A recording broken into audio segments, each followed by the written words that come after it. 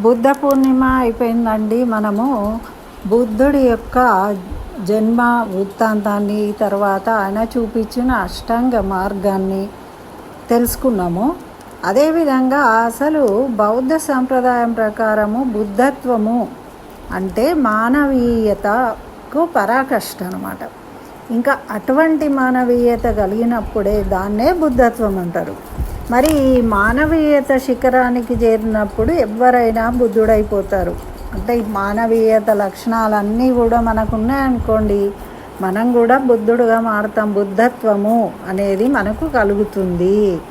మరి అటువంటి బుద్ధత్వం అనే శిఖరాన్ని అధిరోహించాలంటే ఎవరైనా బుద్ధుడి గౌరవిస్తూ, మరి బుద్ధుడు ఈ విధంగా చెప్పాడు, ఆ విధంగా చెప్పాడు అనుకోవడం కాదు.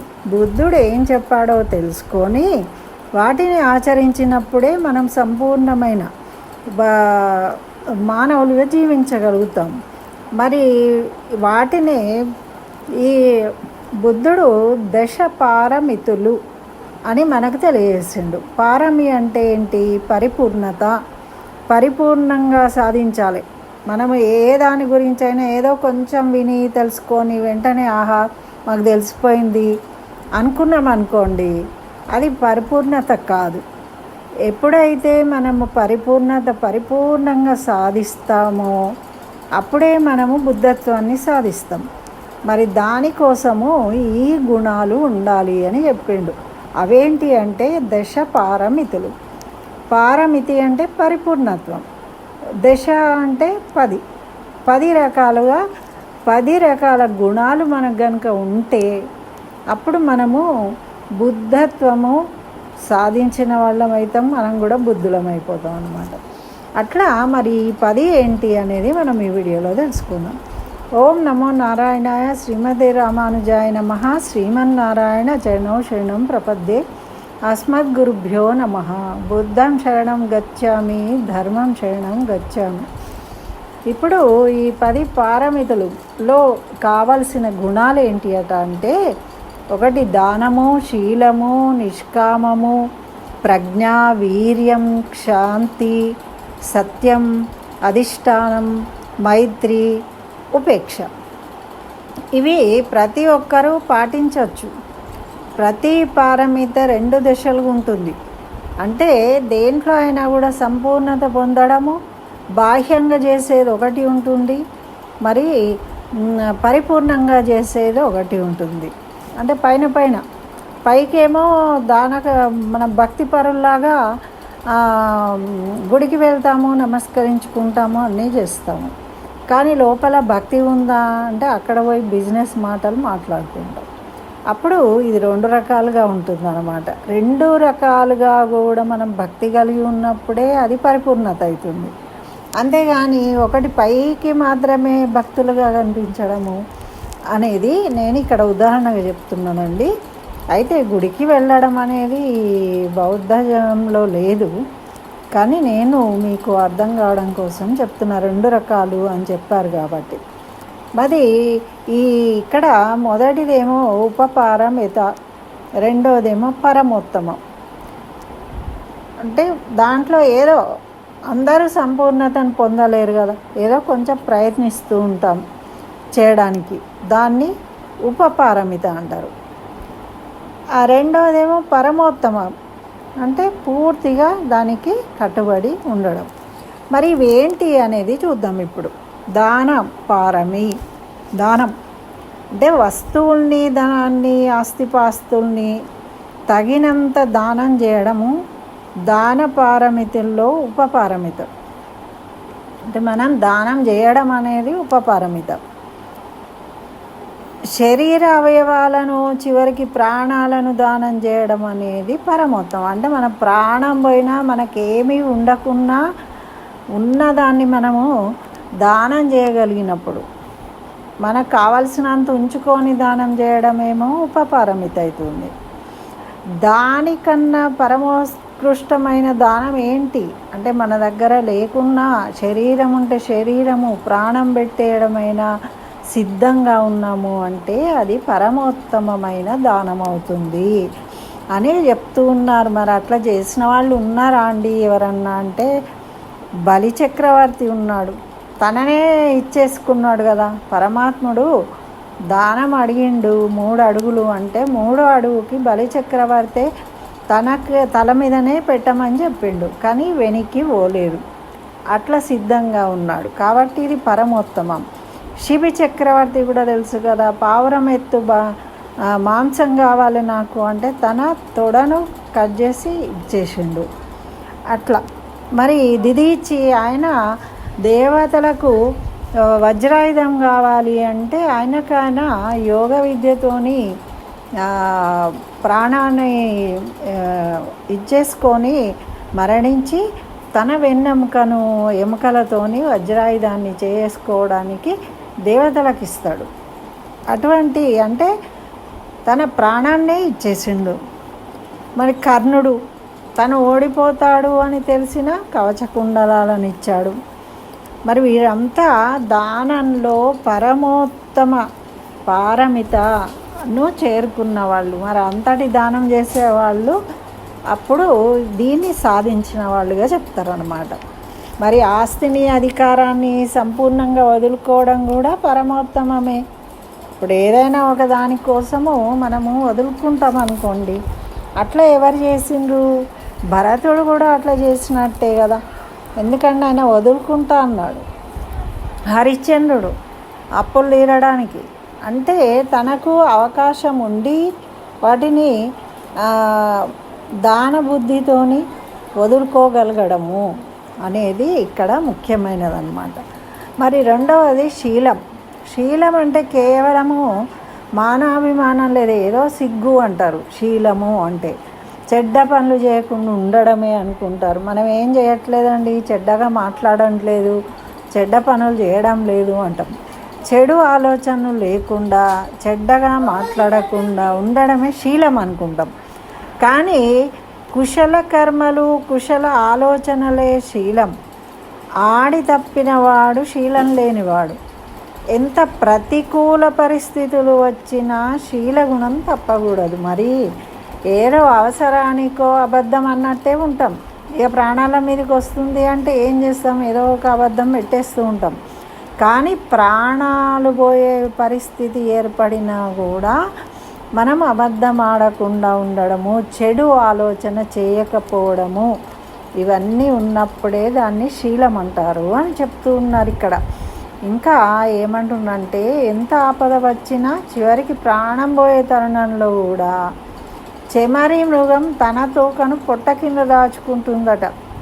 అట్లా మనం కూడా మన శీల గుణాన్ని కాపాడుకోవాలి. శీలంగా ఉన్నాము అనిపించుకోవడం కాదు, నిజంగా ఉండగలగాలి. ఎట్టి పరిస్థితిలో అయినా ఇవి సాధించాలట. మనం నిజంగా మానవీయత బుద్ధత్వాన్ని అనుసరించే వాళ్ళమైతే వీటిని మనం ఫాలో కావాలి. మరి నిష్కామం అంటే తెలుసు, పాళీ భాషలో నెక్కమ్మ అట. మరి నిష్కామం అంటే ఏంటి? వైరాగ్యం కలిగి ఉండడం అంటే కోరికలు, కామ కోరికలను లేకుండా ఉండడం, కామాన్ని కోరికలను తృష్ణలను పూర్తిగా త్యజించడం అంటే దేని పట్ల ఆసక్తిని పెంచుకోకుండా ఉండడం.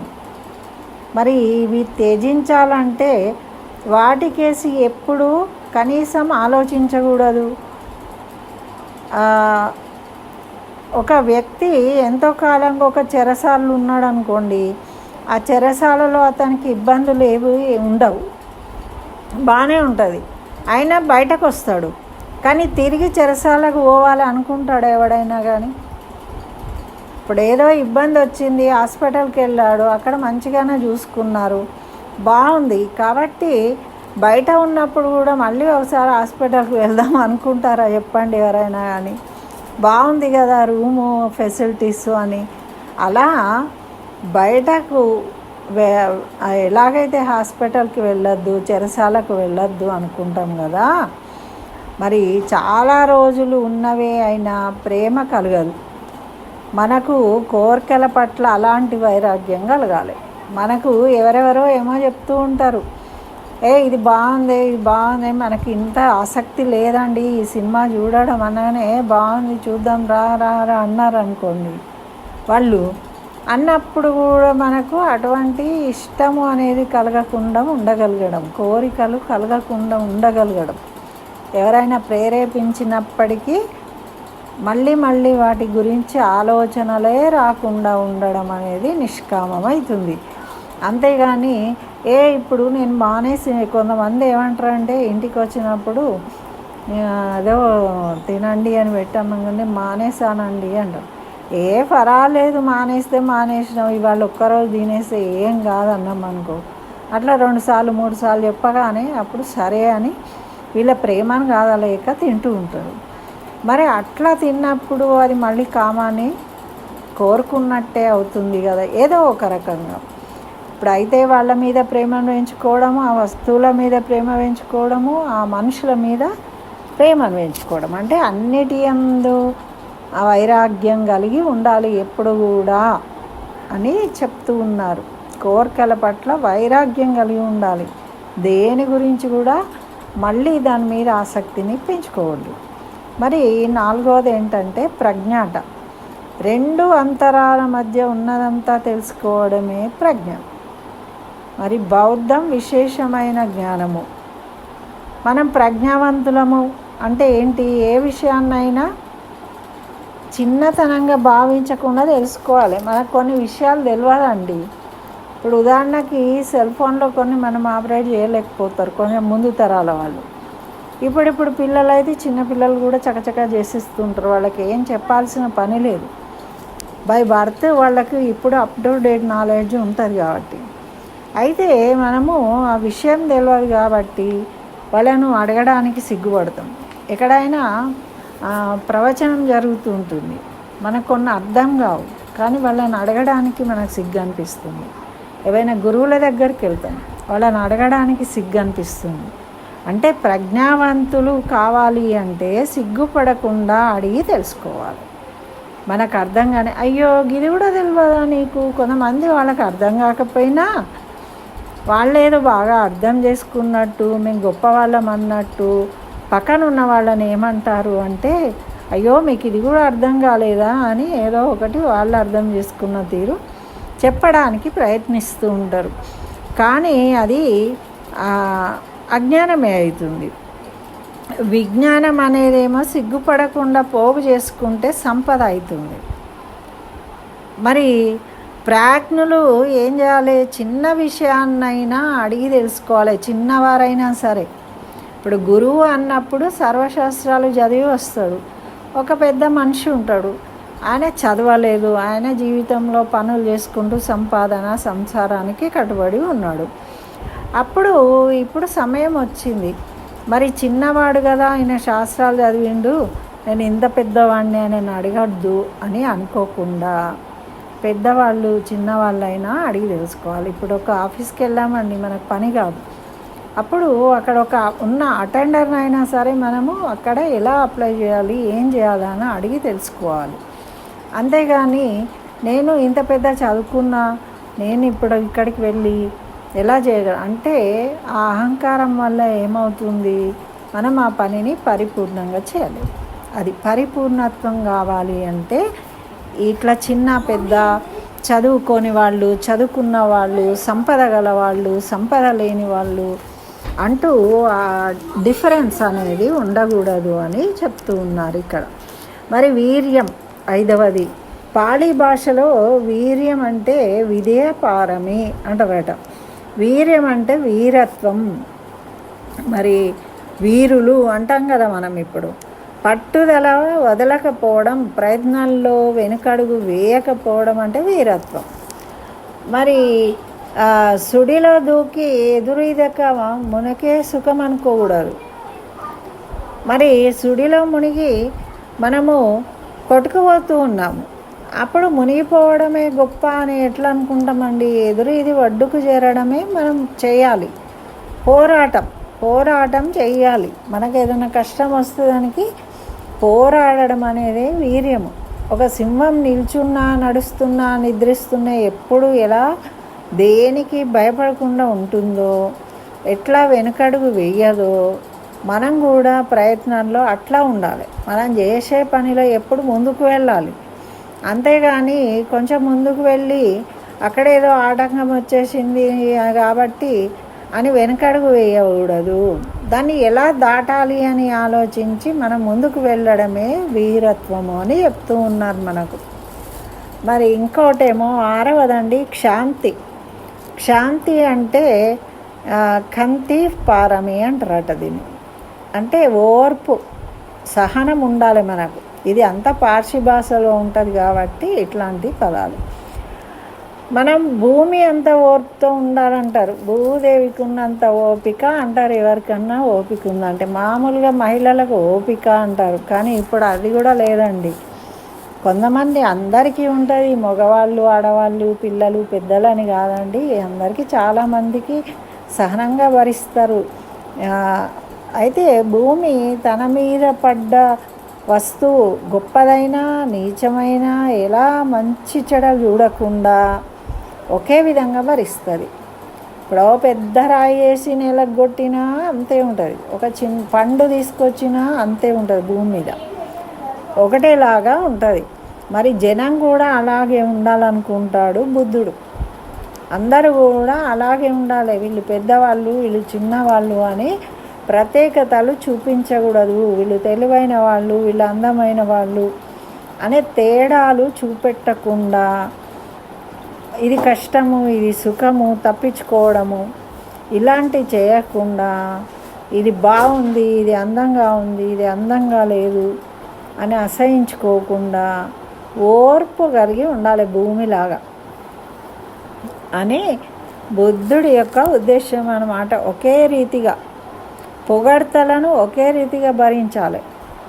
కొంతమంది మనకేమంటారంటే ప్రేమతో పెడుతూ ఉంటారు, కొంతమంది ఏమో విమర్శిస్తారు, కొంతమంది ఏమో అరే అట్లా చేయొద్దురా ఇట్లెందుకు చేసినావు అంటారు. ఎవరు ఏది అన్నా కూడా అన్నిటినీ మనము ఓపికగా విని భరించి చక్కగా వాటిలో నుంచి ఏదైనా ఒక జ్ఞానాన్ని పొందాలి. అందరూ చెప్పిన దాన్ని విని, వీళ్ళు మంచి అన్నారు అనగానే దాన్ని వాళ్ళు మంచోళ్ళు అని, వీళ్ళు నీకు ఇది బాలేదు అన్నారు అని వీళ్ళు మంచోళ్ళు కాదు అని మనం అటువంటి అభిప్రాయాలను పొందకూడదు. నిందలను పొగడ్తలను అదేనండి మన భగవద్గీతలో చెప్తాడు, స్థిత ప్రజ్ఞత అంతే. మరి ఇక్కడ ఇంకోటి 7వదేంటి, సత్యం. డబ్బు కోసం పదవి కోసం సత్యాన్ని వదులుకోకూడదు. ఇదే జరుగుతుంది కదండి, అన్నీ అబద్ధాలే చెప్పేస్తారు కదా, ఎన్నో వాగ్దానాలు చేస్తారు, చేసి అవసరానికి అయిపోయిన తర్వాత మళ్ళీ ఎవరు పట్టించుకోరు. అంటే అవసరాలు తీరుతాయి కాబట్టి అసత్య మార్గాన్ని ఎంచుకోకూడదు అని చెప్తున్నారు. సరే ఇప్పటికి ఈ పని అయిపోయి ఇక మళ్ళీ మేము అబద్ధం ఆడము, ఇది ఒకటేసారి మళ్ళీ ఆడము. పిల్లి ఏమనుకుంటుందట, పాలు తాగేటప్పుడు దొంగలాగా పోయి ఇప్పటి నుంచి తాగను అనుకుంటూ ఉంటుందట. కానీ మరి ప్రతిసారి అది చప్పుడు వేయకుండా పిల్లిలాగా అంటారు. అందుకే ఎవరైనా చప్పుడు వేయకుండా పోయి చక్కగా పని కానిస్తే, అట్లా ఎప్పుడు కూడా చేసినప్పుడల్లా అసత్య మార్గాన్ని సమర్థించుకోకూడదు. అవును ఇప్పుడు నాకు ఇది అవసరం కాబట్టి అసత్యం ఆడినా, నేను నా నెత్తిన ఇంత పెద్ద భారం ఉంది మరి ఏం చేయాలి అని సమర్థించుకోవద్దు. ఉన్న నిజాన్ని చెప్పి వాళ్ళని ఒప్పించి మన కార్యాన్ని గట్టెక్కించుకోవాలి తెలివిగా. అంతేగాని దాన్ని మనకు మనమే సమర్థించుకొని ఏదో ఒకటి చెప్పేసి దాన్ని దాటేసి మనమే గొప్ప వాళ్ళం అంటే అది సరికాదు, అది సత్య మార్గం కాదు. సత్యవచనాన్ని వదులుకోవడము అంటే మానవీయత కాదు అని ఖచ్చితంగా చెప్తూ ఉన్నారు. చూడండి ఇక్కడ బుద్ధుడు. మరి అధికారాన్ని నిలుపుకోవడం కోసం అతి నీచమైన కార్యంగా పరిగణిస్తాం. ఏదైనా అబద్ధం అండి, ఒకటి అబద్ధం చెప్తే దాంతోపాటు ఇంకా 100 అబద్ధాలు ఉంటాయి. ఇప్పుడు మనం వింటూనే ఉన్నాం, ఒక మాట అంటారు మళ్ళీ వాళ్ళు అది కాలేదు మేము ఇది అన్నాము అదన్నాము ఇట్లా చెప్తూ ఉంటారు. మాటలే కావచ్చు కానీ అందులో ఒక్క మాట కూడా నిజమైంది లేదు. మరి శుక్రగ్రహం ఏ విధంగా తన మార్గాన్ని తప్పకుండా సంచరిస్తుందో మనం కూడా ఆ విధంగా మంచి జరిగినా చెడు జరిగినా మన మార్గం తప్పకూడదు అని చెప్తూ ఉన్నారు. అంటే ఇప్పుడు మనం ఈ విధంగానే చేస్తే మనకు ఓట్లు రావనో, లేకుంటే మనకు వేరే వాళ్ళు ఇబ్బంది కలిగిస్తారనో భయపడో, లేకపోతే మనకేదో లాభం కాదనో మనం చేసే పనిని ఇది కాదు నేను చేసేది అని మాట మార్చదు. కొంతమంది అంతే కదా, మాటలు మార్చేస్తూ ఉంటారు. అంటారు ఇలా అనలేదు అంటారు, అంటే అది అసత్యమే అవుతుంది కదా. నిజం నిక్కచ్చిగా చెప్పగలగాలి, చెప్పి ఒప్పించాలి మన ఉద్దేశం ఏంటి అనేది. అంతేగాని దాన్ని ఏం జరిగినా మరి అయ్యో నాకు వాళ్ళు ఏమో అనుకుంటారు, చెడుగా అనుకుంటారేమో అని మంచిని చెప్పకుండా వాళ్లకు నచ్చినట్టుగా మనం మార్చి చెప్పడం అనేది ఎంతవరకు సబబు చెప్పండి. అది కూడదు అంటున్నాడు మనకిక్కడ బుద్ధుడు. మరి అధిష్టానం అట 8వది అంటే సంకల్పం, నిర్ణయం, స్థిరచిత్తం. నిర్ణయం తీసుకున్నాక అవునా కాదా అనే ఊగిసలాట ఉండకూడదు. ఒకటి డిసైడ్ చేసుకున్నావు, నువ్వు చేసుకున్న తర్వాత ఊగిసలాట ఉండకూడదు, మళ్ళీ కన్ఫ్యూజన్ అనేది ఉండకూడదు. నిర్ణయం తీసుకునేటప్పుడే జాగ్రత్తగా ఆలోచించి నిర్ణయం తీసుకోవాలి. అంతేగాని ఒకటి చెప్పి మళ్ళీ నేను అప్పుడు ఏదో కోపంలో ఉండే అందుకని అట్లా అన్నా ఇట్లా చేశాను అనే మాటలు మాట్లాడకూడదట. ఒక మహాప్రపంచనం వచ్చి కొండను ఢీకొంటే ఎట్లా తొణకకుండా బెణకకుండా వణకకుండా ఉంటుందో జనం కూడా నిర్ణయం తీసుకుంటే దానికి కట్టుబడి ఉండాలి. మైత్రిగా ఉండడం, నష్టం అనుకుంటే శత్రుత్వంతో ఉండాలి. శత్రుత్వంతో ఉండడము అనేది కరెక్ట్ కాదు కదా మరి అని ఇక్కడ అంటున్నారు. ఏదైనా వెనకడుగు వేయకూడదు, ఒకసారి నిర్ణయించుకుంటే దానికే కట్టుబడి ఉండాలి మనం. మరి 9వది మైత్రి అండి. ఈ పాళీ భాషలో మెత్త పారమి అంటారట దీన్ని. మనకు లాభం ఉంటే ఫ్రెండ్షిప్ చేయడం, పార్టీలాగా ఇప్పుడు పొత్తులు పెట్టుకుంటారు, ఫ్రెండ్షిప్ చేస్తారు, గెలిచిన తర్వాత మళ్ళా అందరూ అంతే. అట్లా వాళ్లకు నష్టము అనుకుంటే శత్రువులుగా వాళ్లకు మాకేం సంబంధం లేదండి అని చెప్పడం, లాభం ఉంది అంటే కలిసి పనిచేయడం అనేది సరైనది కాదు అని ఇక్కడ మనకు బుద్ధుడు తెలియజేస్తున్నాడు. అది మానవత్వం కాదు. మనం మానవత్వం అనేది గుర్తుపెట్టుకోవాలి. ఇవన్నీ మానవులు ఆచరించవలసిన విషయాలను చెప్తూ ఉన్నాడు ఇక్కడ. ఇవన్నీ కూడా మన సనాతన ధర్మం చెప్పినవే ఇవన్నీ కూడా. అయితే ఇక్కడ గాలి తన చల్లదనాన్ని ఎలా ఒకే విధంగా ఇస్తుందో, ఇప్పుడు వర్షం అందరికీ ఒకేలాగా ఇస్తుంది, వీళ్ళు మంచోళ్ళు చెడ్డోళ్ళు అని ఉండదు కదా. అదేవిధంగా ఎండ అందరికీ ఒకటేలాగా వస్తుంది. అక్కడ చెట్టు ఉన్నా, చిన్న చీమ ఉన్నా, పెద్ద కొండ ఉన్నా, మనిషి ఉన్నా ఎవరికైనా ఒకటేలాగా ఉంటుంది. కానీ అదేం కోరుకోదు కదా. ఇప్పుడు చల్లగాలి వస్తే మనం ఆనందిస్తూ ఉన్నాము. అట్లా మంచి వారికైనా చెడ్డవారికైనా ఎవరితో అయినా కూడా మనం మైత్రి కలిగి ఉండాలి. అంతేగాని వీళ్ళు మనకు లాభాన్ని ఇస్తారు కాబట్టి వీళ్ళు మనకు మంచోళ్ళు, వీళ్ళతోనూ ఉండాలి, వీళ్ళు మనకు పనికిరానోళ్ళు కాబట్టి మన బంధువుల్లో కూడా మన ఫ్యామిలీలో కూడా అటువంటి భేదాల వల్లనే కదా ఇప్పుడు గొడవలు జరిగేది. ఎవరితో లాభము, ఎవరితో నష్టము, ఇది బేరీజ్ వేసుకోవద్దు. మనుషులకు మానవ సంబంధాలే కలిగి ఉండాలి అని చెప్తూ ఉన్నారు. మరి ఇంకా 10వదండి ఉపేక్ష, దేన్ని పట్టించుకొని తత్వం. ఇది నిర్లక్ష్యం కాదు, అలక్ష్యం, పెడచెవిని పెట్టడం, మంచైనా చెడ్డైనా నిరాపేక్ష భావంతో ఉండడం. ఇది చాలా కష్టమైన స్థితి అట. ఎందుకు? తొందరపాటు లేకుండా ఉండాలి, ఉపేక్షించాలి. మన మనసులో ఉద్భవించే స్థితి కొంత బాధిస్తూ ఉంటుంది. మనము అక్కడ చూడగానే ముందు కొంత బాధ కలుగుతుంది. మరి ఒక్కొక్కసారేమో అక్కడ మనకు జరిగే విషయాలను చూస్తుంటే బాధ అవుతుంటుంది, ఒక్కొక్కసారి మనకు గౌరవించినట్టుగా అనిపిస్తుంది.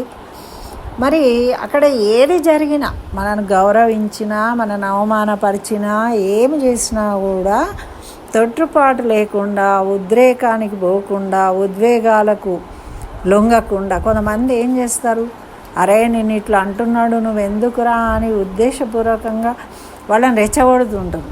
అలా రెచ్చగొట్టినా కూడా దానికి మన మనస్సును మార్చుకోకూడదు.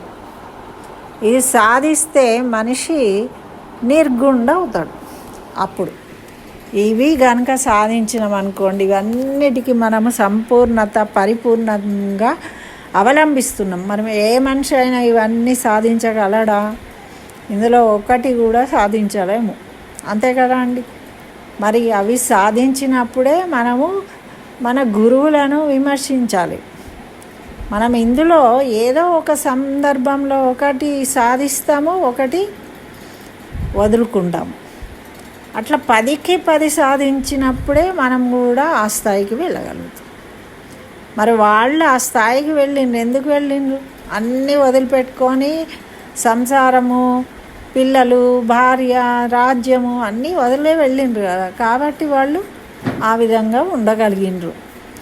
మరి అవన్నీ సాధించాలి అంటే ఉన్నంతలో, మనకు అనుకూలంగా ఉన్నంతలో మనం చుట్టుపక్కల ఉన్న వారికి ఇబ్బంది కలిగించకుండా మానవతా విలువలను కలిగి జీవించాలి, అందరితో కలిసిమెలిసి ఉండాలి అనేది మనం నేర్చుకోవాలి. అందరూ గౌతమ బుద్ధుడు అయిపోయి ఇప్పుడు ఎక్కడో వెళ్ళి సన్యాసం తీసుకొని తపస్సు చేయలేం కదా.